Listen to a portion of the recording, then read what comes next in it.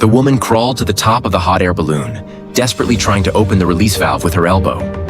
At an altitude of over 10,000 meters, the valve had become frozen solid.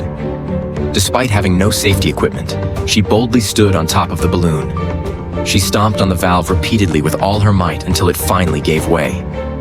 The bone-chilling wind made her shiver uncontrollably. To prevent the valve from freezing again, she wedged her boot into it. She took out her knife, cut the bootlaces, and firmly secured the boot in the valve's gap.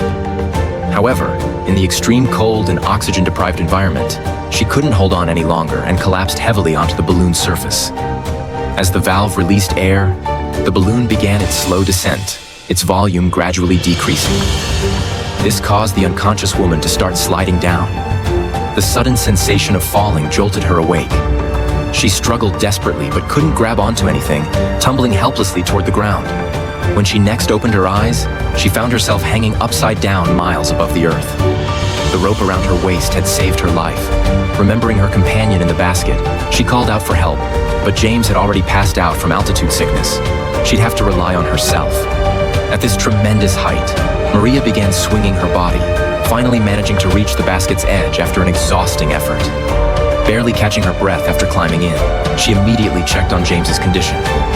No matter how much she called out to him, he showed no response. She broke down in tears.